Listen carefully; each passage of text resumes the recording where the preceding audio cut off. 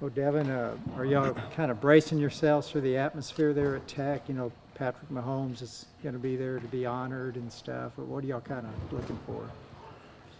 We talked about the atmosphere first thing, just everybody getting their heads right, make sure we all came, like, brought our energy because, like, we're all we got. Like, everybody's coming from Waco. There's nobody else. There's just going to be nothing but just people from Texas Tech at the game and us.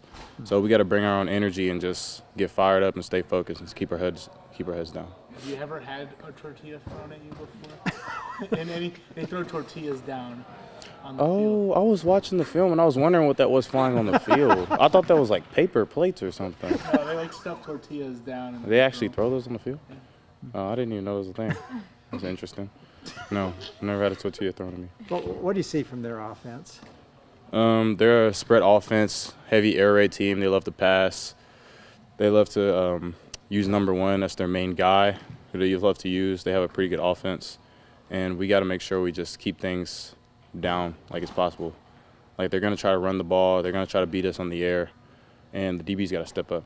That's how I see it. Devin, how rewarding was that? Because you talked about trying to stop the run. How rewarding was that against Kansas, just being able to make them one-dimensional like that?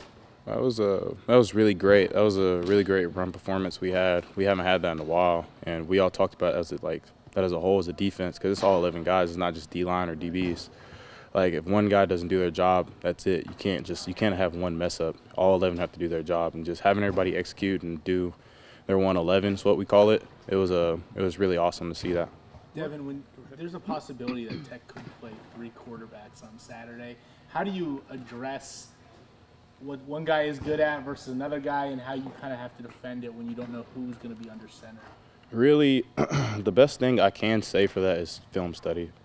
Like, you don't know who's going to be out there, what they're doing to the last second. You see a formation or what guy's out there. You're not going to know what you're getting into unless you watch film and get some sort of experience. And we just got to make sure we're all, like, together watching film, know whose strengths and weaknesses are. Was there maybe a message or something that really was key for you guys in getting that defensive performance that you needed after, a month or so? A little bit of a struggle on that side of the ball. Yeah, well, I said it earlier, and our message was just what Coach Roberts said. He said, do your 111. So what that means, like, deep down, like, for offense is like, no matter where you play football, you can have a mess up, you get another down. Defense, you have one mess up, DB has a bust, that's touchdown. You can't afford to mess up at all. You got to do your 111. All 11 men on the field have to do their job in order for defense to be effective. Sorry. Oh, it's okay. Is there something about a night game that is more challenging for you guys this year, or are you working on anything to prepare for playing at night again? Not really the time of day. More so the atmosphere and what the game is to them. It's going to be blackout. Patrick Mahomes is going to be there. Everybody's going to be rowdy, hyped up. And we just got to stay locked in, stay focused. Everybody has to execute. I know it's going to be tough for the offense because, like, the noise, and you're trying to hear the cadence, is just people, like, on your necks yelling. For defense, we just got to make sure we don't let them get any momentum. We got to keep it down. Don't let their tempo go. We just have to keep things under control. Is that a noisemaker we heard walking in from the parking lot? Yeah, it's a big speaker.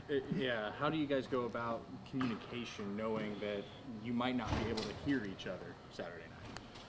Well, we got to throw in some hand signals. And the thing for defense, like, when their offense is going, they don't really make as much noise, the away team, so it's more, like, easier to hear. It's more so at home, really. It's harder to hear for our games. But we got to make sure we communicate, like, probably make it like a cone with our mouths to, like, get the voice going in their direction. It really helps. What's better, the loud home crowd or sorry about that. Oh, no, wrong way. Sorry. My bad. It's okay. What's better, riling up a loud home crowd or silencing a loud away crowd? I'd really say silencing an away crowd. And one memory that brings up from this season is Iowa State. It was initially really loud in the beginning of the game. You could feel the momentum. It was back and forth. And then just defense, like, doing what they had to do in offense, taking it away from them. Like, you could see people leaving the game. You didn't hear anything. It felt like practice. I'm like, this is a Tuesday practice. That's what we always saying. So, yeah, I like away games more, taking the energy away. Devin, Matt Jones has been here a while. He's played a couple of different positions. What do you feel like he brings to the defense? I feel like he brings knowledge and experience because I recall him playing the jack, if I'm wrong. He played the jack, he plays the wheel, and I feel like him being able to like bring the experience and tools that he used from one position to the other is really useful because like, I don't know how to put it, like the more versatile a player is, the more like effective they can be. Like you can like know what's coming more. The way Petrie, he used to play linebacker, for example. When he was at Star, he knew what runs was coming and he could just play ahead. Okay. Devin, the way, I mean, for about 2.5 quarters, y'all played about as good as you can play on defense. Have you been able to look at film and see where the mistakes were? Are they fixable, that kind of thing? Yeah, the mistakes. What they did in the fourth quarter. Really, yeah, the first half, we talked about it. Like, we played really good first half of defense. It's just second half, we got to, like, as a team, we have to play a whole 4-quarter game. We can't just play half. We can't play second half because against really good teams, like the team we're about to play like this upcoming weekend, you can't just take a half off because we saw last game, we almost got caught up to. We can't afford to have any mistakes like that. And we're looking at that. It's more so just getting too comfortable. You can't really get too comfortable with any lead in any sport, no matter what it is. College, pros, you can't get too comfortable with a lead. And I feel like we just got to keep stepping on their necks and keep going.